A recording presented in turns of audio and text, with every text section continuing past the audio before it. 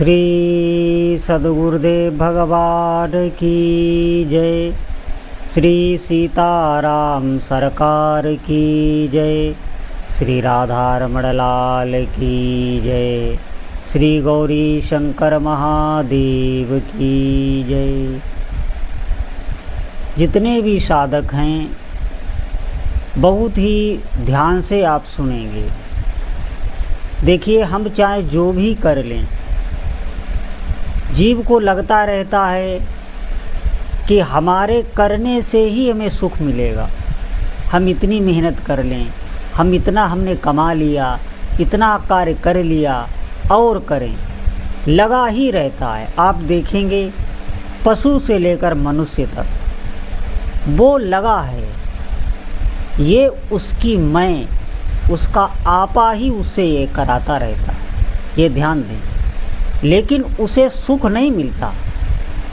उसे सुख क्यों नहीं मिलता? क्योंकि भोगों में सुख है ही नहीं। इसका प्रत्यक्ष उदाहरण आप देखेंगे कि संसार का जब चिंतन हो, भले ही आप किसी दुख का चिंतन कर रहे हों, किसी व्यक्ति का चिंतन कर रहे हों, अभी आपको भले ही सुख का अनुभव हो रहा है, लेकिन जो ही वो व्यक्ति आपके विपरीत होगा तो आपको दुख होगा। जिस स्थान का आप चिंतन कर रहे हैं, जो ही उस स्थान से आपको दुख मिलने लगेगा, आपका विपरीत चिंतन होने लगेगा, आपकी श्रद्धा हो जाएगी। हम देखेंगे कि जागत में जब तक हम जाग रहे हैं, सुबह से शाम तक, ये जगत हमारी इंद्रियों का बल खींचता है, हमारे तेज का हनन करता है। आप देखेंगे जब तक हम नींद ना लें, जब तक हम संसार से विमुख ना हों, जब तक हम संसार को भूलें नहीं, हमें चैन नहीं मिलता, हमारी इंद्रियों को आराम नहीं मिलता। इसका मतलब है कि संसार हमारी इंद्रियों को अपनी तरफ खींचता है और इनका तेज का हरण कर लेता है, जिससे हमें दुख होता है। संसार में भोगों में सुख है ही नहीं। कोई मनुष्य कितना भी श्रम कर ले, आखिर में उसे पछताना ही पड़ेगा। ये बिल्कुल ध्रुव सत्य है। सुख कहाँ है? सुख भजन में है। आप देखेंगे कि जब हम गहरी नींद में होते हैं, जब हम संसार को भूल गए होते हैं, वो तमोगुणी सुख है, वो सात्विक सुख नहीं है। जो भजन में सुख मिलता है वो दिव्य सात्विक सुख होता है। लेकिन तमोगुण सुख ही इतना अधिक है कि उसके पीछे हम संसार के सभी भोग छोड़ने को तैयार हो जाते हैं। आपके पास सभी भोग हों और आपको 2 रात सोने ना दिया जाए, तो आप देखेंगे आप सब छोड़कर भागेंगे कि मुझे सोने दीजिए। क्यों आप संसार को भूलना चाहते हैं? आप भोगिए ना और भोगिए, लेकिन नहीं, हमारी इंद्रियां जवाब दे जाती हैं, हमारा अंतःकरण व्याकुल हो जाता है। जब तक हम भगवान की शरण में नहीं जाएंगे, हमारे मन को चैन मिलने वाला नहीं है। इसीलिए इसी शरीर के रहते, ये मनुष्य शरीर भगवान ने दिया ही इसीलिए है कि हम उस अखंड आनंद की प्राप्ति करें। हम भी इन्हीं आँखों से अपने उपास्य देव के दर्शन करें, उनकी लीलाएं हमारी इन्हीं आँखों के सामने चलने लगें। निश्चित मानिए, ये सब कुछ बहुत कठिन कठिन मार्ग हैं, उन पे चलना भी मुश्किल, लेकिन एक संसारी, एक गृहस्थी को भगवान नाम जप से बढ़कर और कोई साधन नहीं। आप लग जाइए इसमें। जितनी भी साधनाओं की सिद्धियां हैं वो आपको घर में रहते रहते प्राप्त हो सकती हैं, अगर आप भगवान नाम जप कर रहे हैं।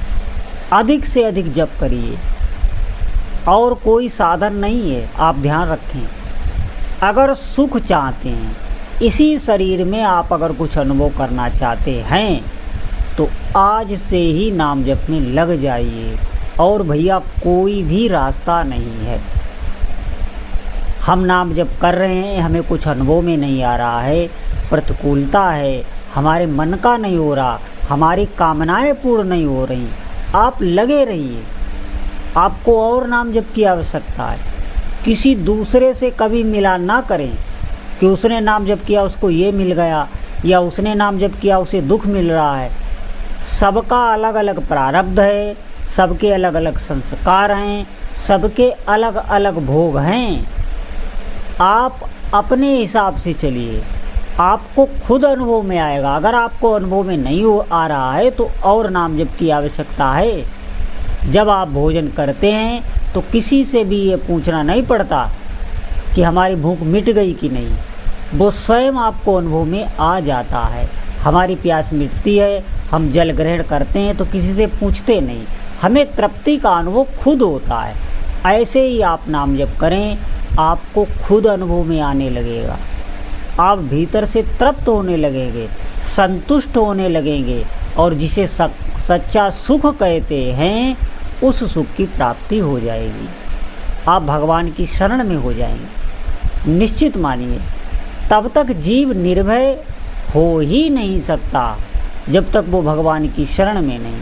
आप देखेंगे जो भी व्यक्ति लगा हुआ है वो अपने को भय से बचाने के लिए ही लगा हुआ है, अपने को सुरक्षित, कि हम सुरक्षित हो जाएं, फिर हम आराम से सुख भोगेंगे, ऐसी कामनाएं करके ही वो श्रम में लगा हुआ है। भले अपने लिए लगा है, अपने परिवार के लिए लगा है। आप देखें पशु पक्षी भी अपने परिवार के लिए लगे रहते हैं।